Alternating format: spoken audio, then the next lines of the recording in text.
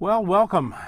This is the official beginning of the church holiday season. We're just finishing up Thanksgiving and starting to enter into this time of year that we focus on the birth of Jesus. And I'll tell you, I continue, even after all of these years, I continue to be amused.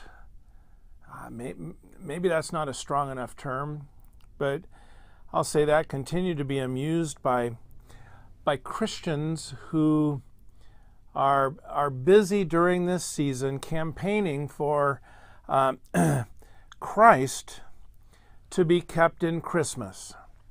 The whole Jesus is the reason for the season thing. And I realize it's an issue that can, seriously, it can point to the declining influence of Christianity in our culture. I see it, and you see it.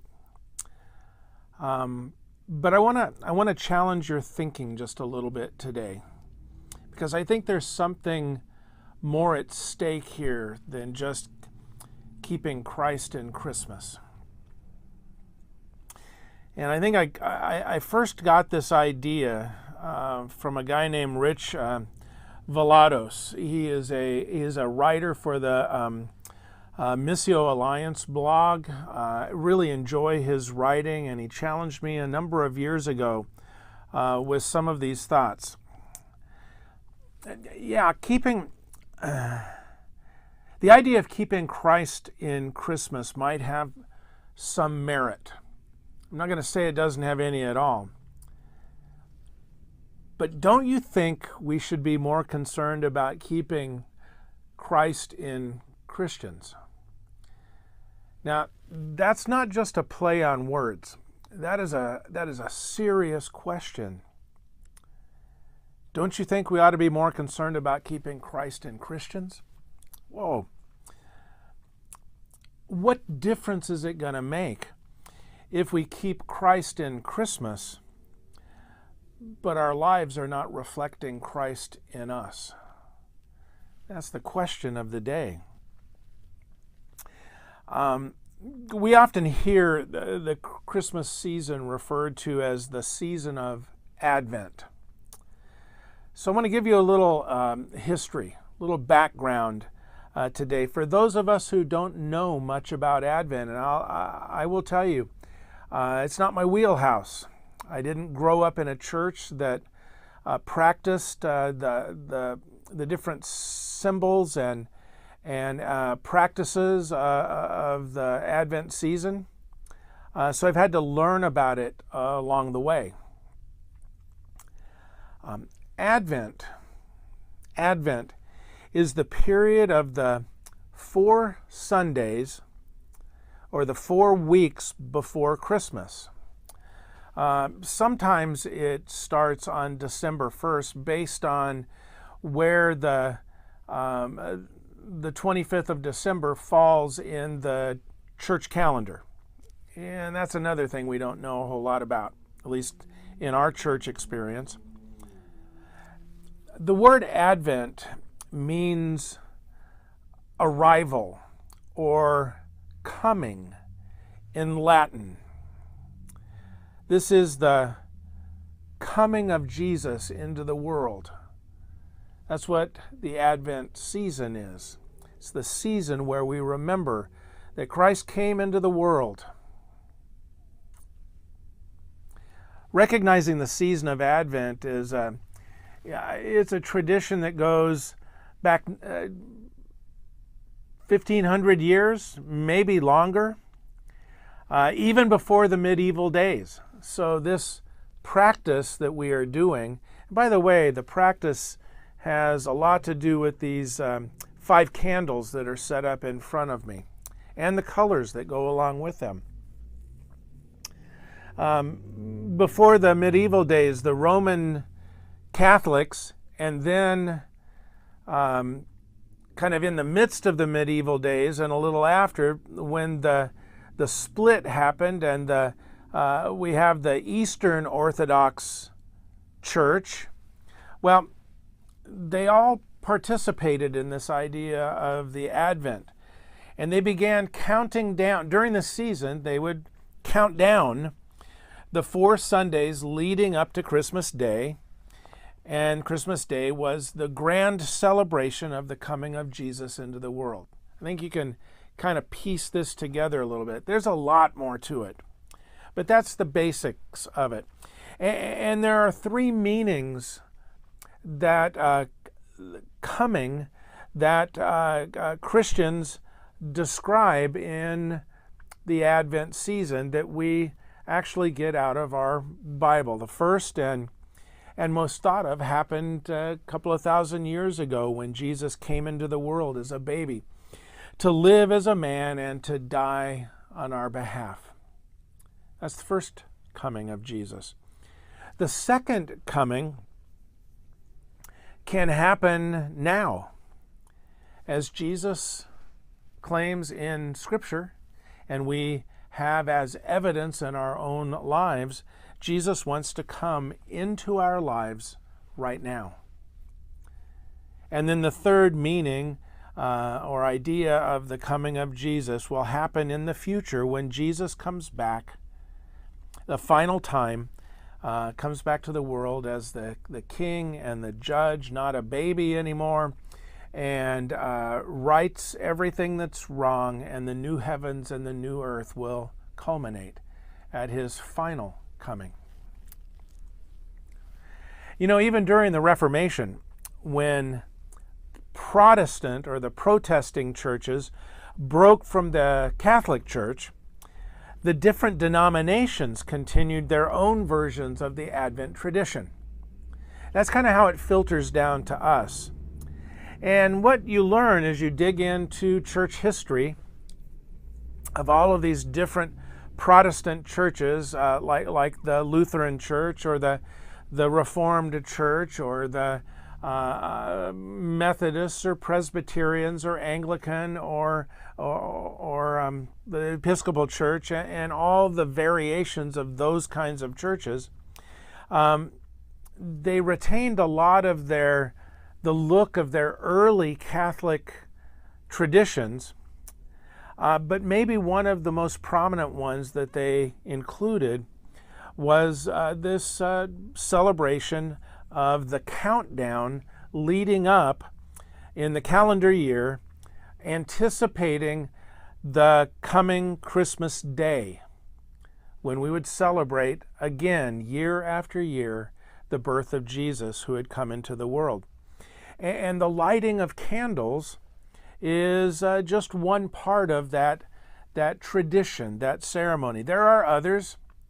Each denomination or even each individual church within denominations can assign different meanings to these 5 candles.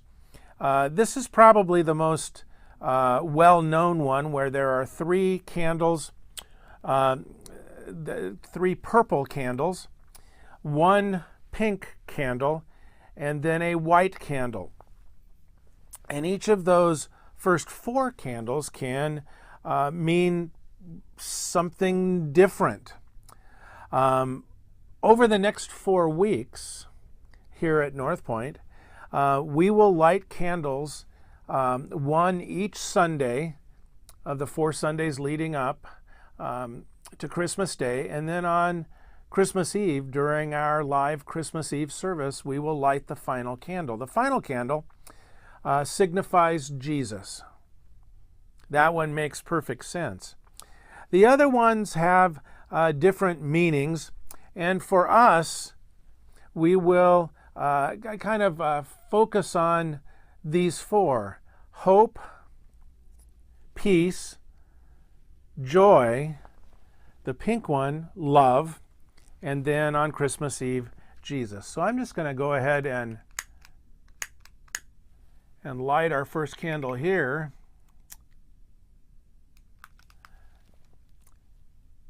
That signifies hope. But I'm going to tell you something. We want the Advent season here at North Point to be more than just some Christmas traditions, something way more. And we certainly want to keep Christ in Christmas. But I love this statement that we want to keep Christ in Christians. Let me challenge you to think of it this way. Maybe the Advent season can be when we refocus our energies to create some margins in our life, some space in our life for Jesus to really come into our lives, as he said he would. Maybe, just maybe, Advent can be the time in your life, the time in my life, when we reset or recalibrate our lives and really begin to embrace the way of Jesus.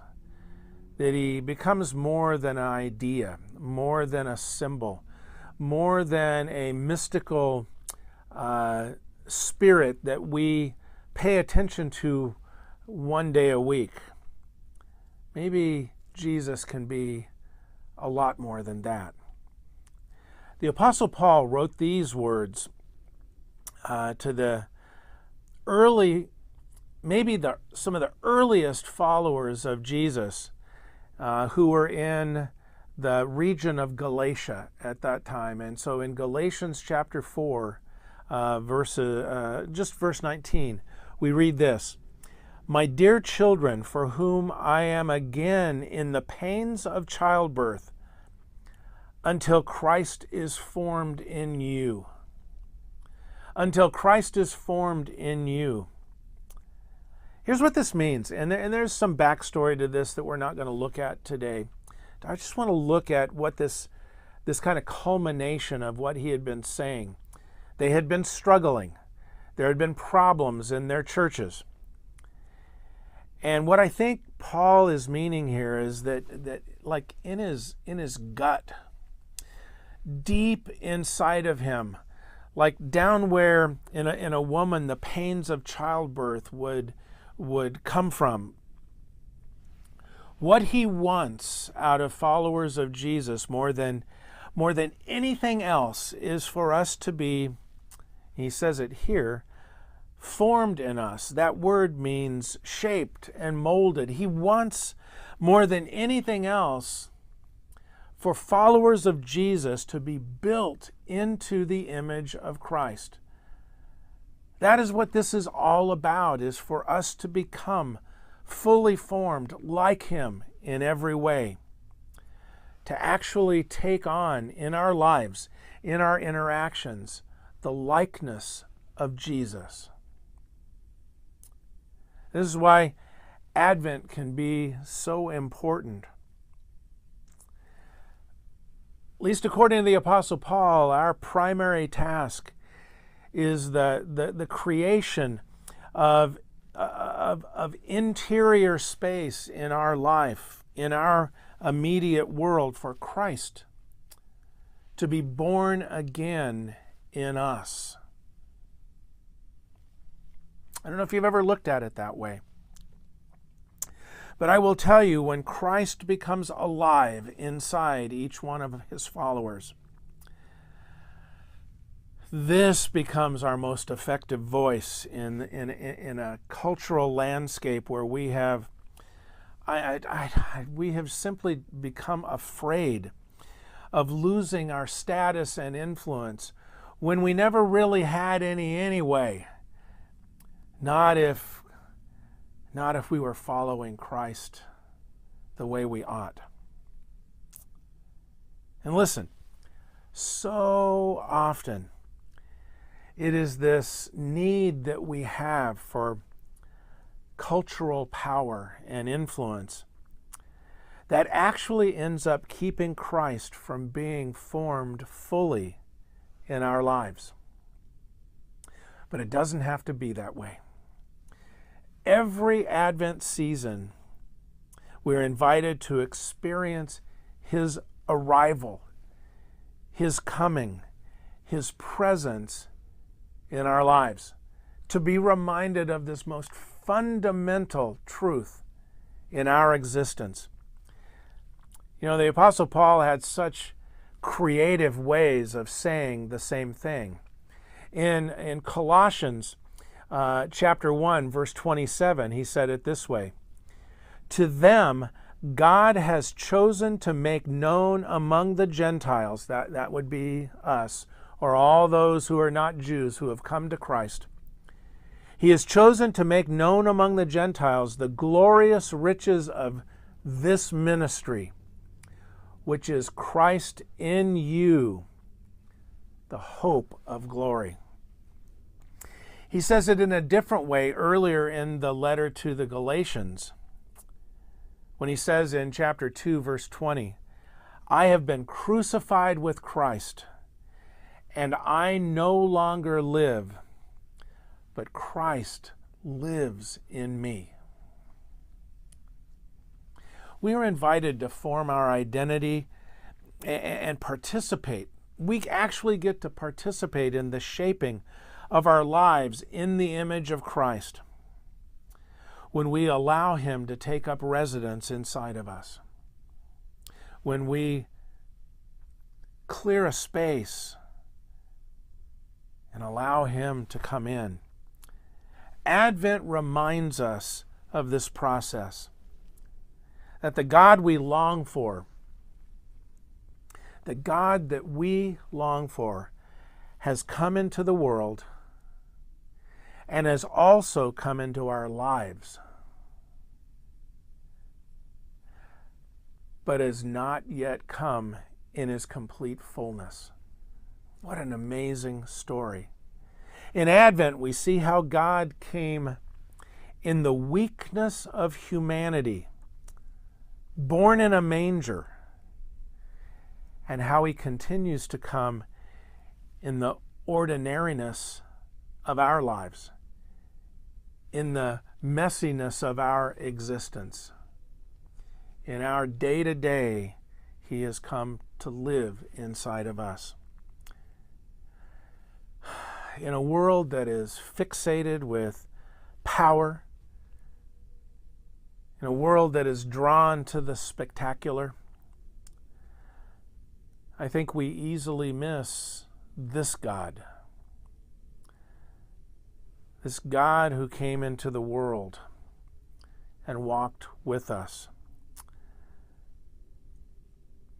And we will continue to wait in hope for the full and final coming of the one who will make all things right and all things new, both now and forevermore.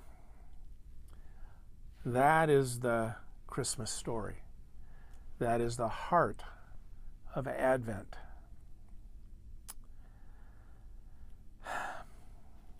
Let's think about that today as we remember again the bread and the cup of communion,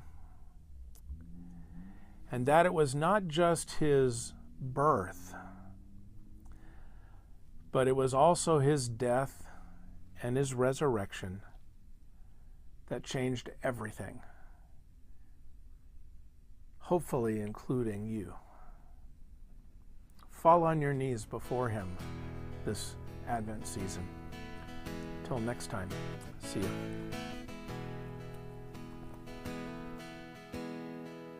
See His body breaking, see His fingers bleed, see the darkness tremble at the glory rose feet.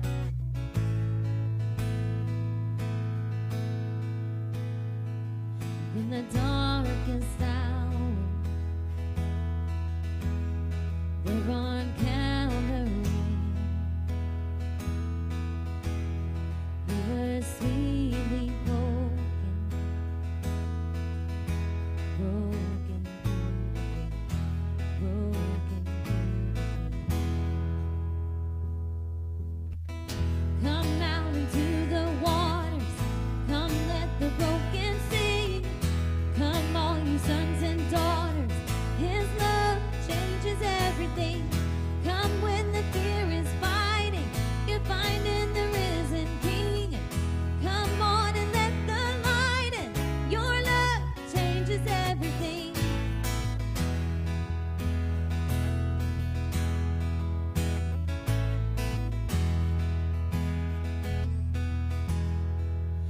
and the heavens open. I saw the sins